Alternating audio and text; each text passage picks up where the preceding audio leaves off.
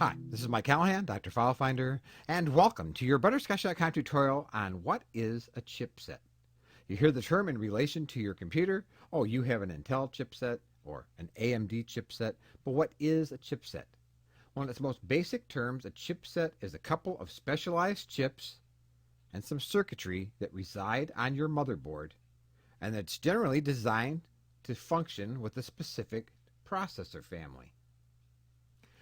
A common misconception, especially among users who are newer, is that a chipset is a large string of chips that are residing on a card that's in the computer or on the motherboard.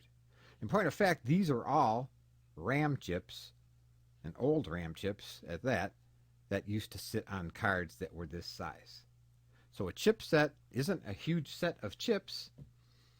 Instead, on this motherboard, here is the CPU. The socket that the CPU sits in is part of the chipset.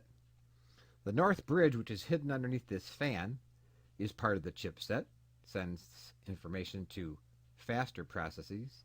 The south bridge is over here, sends things to slower things.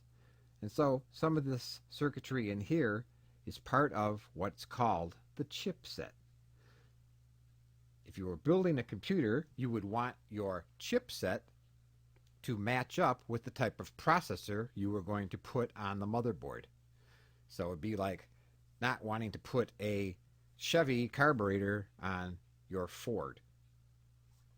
So a chipset is simply some specialized chips and some circuitry that reside on your motherboard and are designed to function with a certain type of processor. And that's all there is to it.